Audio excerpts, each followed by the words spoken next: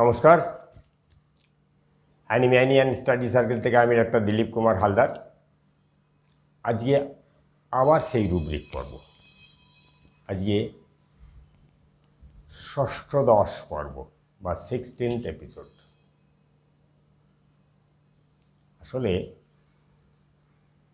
Symptoms বলি আর rubric নেওয়া বলি, ঠিকঠাক যদি না নেওয়া হয় তাহলে পুরোটাই বেকার। আর হোমিওপ্যাথি তখনই ম্যাজিক করে যখন সিমটমস ঠিক ধরা হয়, ঠিক রুব্রিক নির্বাচন করা হয় এবং ঠিক ঠিক ওষুধ দেওয়া হয়। তখন এরকম ম্যাজিক আমরা বহু ক্ষেত্রে দেখি। আর সেটা পেতে গেলেই রুব্রিক চয়ন ঠিকঠাক করতে হবে, রুব্রিক ধরা ঠিকঠাক ধরতে হবে। তাই আবার রুব্রিক পর্ব। আজকে আমরা বোঝার চেষ্টা করব এই রুব্রিকটা কী করে ধরবো, কী করে নেব, কি দেখে নেব। আজকের রুব্রিক দুটো rubric, attached and detached. Attached মানে কি? আটকে থাকা, সম্পৃক্ত থাকা, একজনের সাথে পুরোপুরি মিশে থাকা, এটাতে অ্যাটাচড। কীরকম? মা ছেলের সঙ্গে মিশে থাকে, মা ছেলে ছাড়া, ছেলে মা ছাড়া চলতে পারে না। আমরা এখানে মাদার ফিক্সেশনও দেখব, কিন্তু উল্টো দিকটাও দেখব। যেমন মাদার ফিক্সেশন আছে, তেমনি আমরা এটাও তো ধরতে পারি, অ্যাটাচ স্ট্রংলি উইথ মাদার। তাই আজকের rubric attached strongly with others. আর এর পাশে আরেকটা রুব্রিক, ডিটাচড ইগো ফ্রম, বিচ্ছেদ। এই রুব্রিকটা কখন ধরব সেইটা বোঝার জন্যই আজকের আলোচনা। একটা কেস বলি, একটা প্রথম রুব্রিকে একটা ঘটনা বলি। এক মহিলা, তার পরিস্থিতি অনুযায়ী শ্বশুর শাশুড়ি গ্রামের বাড়িতে থাকে, ছেলে মেয়েরা একটা ছোট্ট শহরে থাকে, আর তার হাজব্যান্ড কর্মসূত্রে একটা বড় শহরে থাকে। আর এই হাউসওয়াইফ ফলে হয় কি, তাকে সবাইকে দেখতে হয় এবং সে না দেখে পারেও না। এই অ্যাটাচমেন্টটা তার মধ্যে আছে। বলছে, আমারই তো স্বামী, আমি যদি তার খোঁজ খবর না রাখি, তার কাছে না থাকি, তার কাছে না যাই, তাহলে হয়? আবার বাচ্চাদের ক্ষেত্রে বলছে, আমারই তো বাচ্চা, তার মার প্রতি আবদার, অধিকার এসব তো থাকবেই। আর আমি তো ওদের না থেকে থাকতেই পারি না। হাজব্যান্ড বলে যে এইখানেই থেকে যাও, কিন্তু আমি তো ওদের ছাড়া থাকতে পারি না। ওদের তো আসতেই হয়, দেখতেই হয়, যদিও কাজের লোক রাখা আছে, কিন্তু ঠিকঠাক করছে কি না, ঠিকঠাক থাকলো কি না, ঠিকঠাক খেলো কি না, শরীরটা ঠিক আছে কি না, মার চোখের চেয়ে আর কারো বেশি হয়? মার চোখের কাছে সব ধরা পড়ে যায়। তাই আমি এটা তো পারি, এটা তো ছাড়তে পারি না, এটা না হলে যেন আর ভালোও লাগে না। আবার শ্বশুর শাশুড়ি গ্রামের বাড়িতে থাকে, সেখানে বাড়ি টাড়ি আছে, সে তো আমারই শ্বশুর শাশুড়ি, তার খোঁজ খবর আমি না নিলে কে নেবে? আমি তো একমাত্র বউ।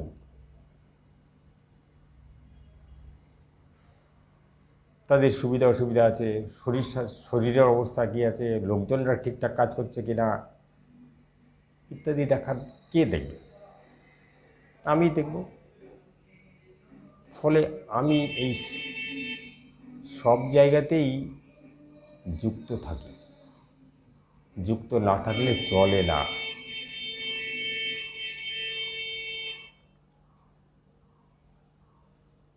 আজকের আলোচনায় এটা আপাত দৃষ্টিতে মনে হবে ডিউটি রেসপন্সিবিলিটি, এটা তার রেসপন্সিবিলিটি। হ্যাঁ, রেসপন্সিবিলিটি এখানে আছে, অবশ্যই রেসপন্সিবিলিটি আছে। শ্বশুর শাশুড়ির খবর নেওয়া, ছেলেদের খবর নেওয়া,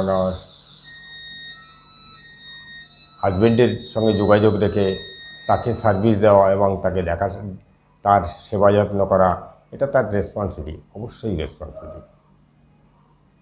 কিন্তু সঙ্গে সঙ্গে এই মহিলার অ্যাটাচমেন্ট ফিলিংটাও আছে। অ্যাটাচড হয়ে থাকতে চায়, সে যেমন স্বামীর সাথে থাকতে চায়, যেমন সন্তানের সঙ্গে থাকতে চায়, তেমনি শ্বশুর শাশুড়িও তার নিজের। বলছে তো, আমারই তো শ্বশুর শাশুড়ি, আমারই তো সন্তান, আমারই তো স্বামী। তাদের সঙ্গে না থাকলে আমারও তো ভালো লাগে না, তাদের সঙ্গে যোগাযোগ না রাখলে আমারও তো ভালো লাগে না। এটা attachment. This is attach strongly with others. এখানে আদার্স বলতে তার হাজব্যান্ড, তার চিলড্রেন, তার শ্বশুর শাশুড়ি। যদিও এখানে অবশ্যই একটা রুব্রিক আছে, রেসপন্সিবিলিটি টেকিং টু সিরিয়াসলি।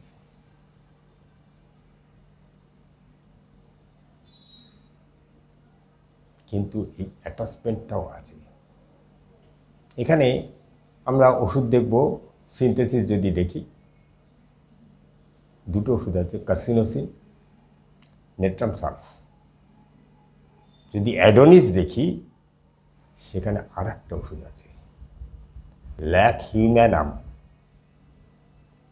অর্থাৎ আজ অবধি যদি দেখি সমস্ত রেপার্টরি ঘেটে, তাহলে অ্যাডোনিস অবধি গেলে আমরা পাবো 3টে ওষুধ, সিনথেসিস অবধি গেলে পাবো 2টো ওষুধ, কার্সিনোসিন, নেট্রাম সালফ। ওষুধের কথা পরে আসবো।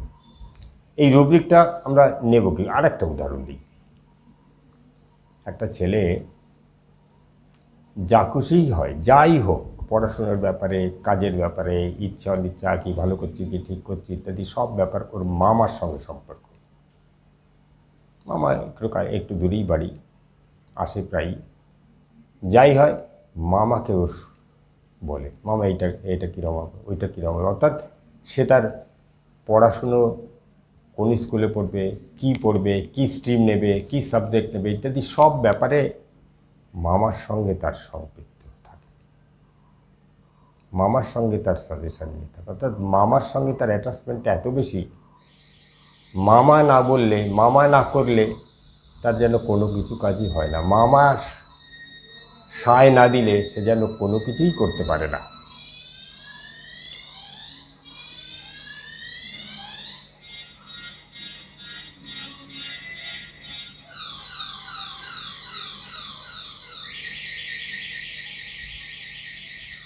অর্থাৎ এই ছেলেটি মামার প্রতি ভীষণভাবে অ্যাটাচড। এখানে আমরা attached strongly with others, others এক্ষেত্রে তার মামা। আমরা এইভাবে রুব্রিক ধরতে পারি। তাহলে রুব্রিক ধরতে গেলে আগে দেখতে হবে সে তার আচরণটা, তার অ্যাক্টিভিটিসটা অন্যদের সাথে বা কারো পার্টিকুলার কারোর সাথে বিশেষভাবে যুক্ত আছে কিনা, বিশেষভাবে মিক্সড হয়ে আছে কিনা, অ্যাটাচড হয়ে আছে কিনা। এমন বাচ্চা দেখেছি, ও জেঠি না হলে চলে না। মার কাছে থাকে ঠিক আছে, মার দুধ খায় ইত্যাদি, কিন্তু জেঠি না হলে ঘুমোবে না। যতই করো, ও জেঠি না হলে তার ঘোরা হবে না, জেঠি না হলে তার খাওয়া হবে না, জেঠি না হলে তার ঘুমন হবে না। This is attached strongly. এই কেসকে কার্সিনোসিন দেওয়া হয়েছিল ঠিকই। যাই হোক, এটা 1 নাম্বার। সেকেন্ড রুব্রিক বলেছি কি, ডিটাচড ইগো ফ্রম, ওই যে ছেলেটার কথা বললাম না, যে সব কিছুতেই মামা, মামা ছাড়া ও চলে না, মামা যদি সায় না দেয় তাহলে কিছুই করে না। একসময় কেন কি জানে না বলছে,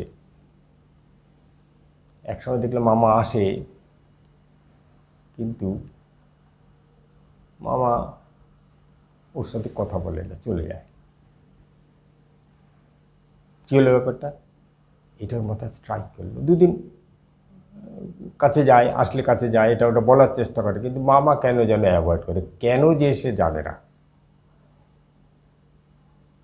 সবার সঙ্গে কথা বলে, মার সঙ্গে কথা বলে, বাবার সঙ্গে কথা বলে, ভাইয়ের সঙ্গে কথা বলে, বোনের সাথে কথা বলে, আমি কাছে গেলেই সে যেন মুখটা যেন ঘুরিয়ে নেয়, এরকম একটা ভাব এর মনে করলো।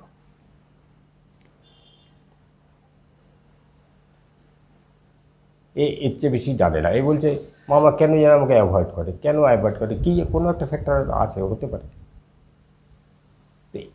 এখন এই ক্ষেত্রে মনে হলো আমি সর্বক্ষেত্রে মামাকে বলি, মামা ছাড়া আমি চলি না, আর আজ বা এখন মামা আমাকে এড়িয়ে যাচ্ছে। মামা চেষ্টা করে, কিন্তু ও ছেলেটি চেষ্টা করে মামার কাছে যাওয়া, বলা, এটা, কিন্তু সে যেন এড়িয়ে যায়। এইবার তার ইগো এলো। ঠিক আছে, তুমি এরকম করছো, ঠিক আছে, আমিও কথা বলবো না। এই যে ইগো জেগে উঠল, এই ইগো কি বলছে, ডিটাচড ইগো ফ্রম, এই ইগোর ফলে ও এবার ঠিক করলো যে না, আমিও তাহলে মামার সঙ্গে কথা বলবো না। This is detached ego from ওষুধ ল্যাকহিবেনাম। আমরা পরে আসব ওষুধ নিয়ে আলোচনার সময়, ল্যাকহিবেনাম নিশ্চয়ই কিছু আলোচনা করব, কিন্তু এই দুটো রুব্রিক আমরা আজকের আলোচনা রাখলাম। তাহলে এক হচ্ছে অ্যাটাচ স্ট্রংলি উইথ আদার্স, ভীষণভাবে অন্যদের সাথে অ্যাটাচড হয়ে থাকে, না থেকে পারেই না। যেমন এই বাচ্চাটার কথা বলছে, যেটির কাছে না গেলে ঘুমই হয় না। ওই মহিলা মাঝে মাঝে ছেলেদের কাছে না এলে তার ভালো লাগে না।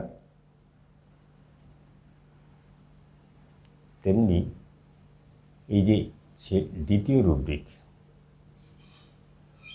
মামা তাকে অ্যাভয়েড কেন করছে সে জানে না,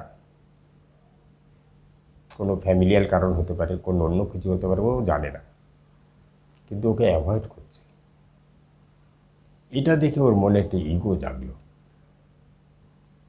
কি না, মামা এত যাচ্ছি, সে মুখ ঘুরিয়ে নিচ্ছে, পাত্তা দিচ্ছে না, ঠিক আছে তাহলে আমিও। দিস ইজ ডিটাচড, অ্যাটাচটা ডিটাচড হয়ে গেল। কেন? মামা নেগলেক্ট করছে। এই জায়গাটা ধরলে কিন্তু ল্যাকহিবেনাম চলে আসবে, এবং এই রুব্রিকেও সিঙ্গেল ল্যাকহিবেনাম আছে। তাহলে আজ এখানে শেষ করি। Thank you.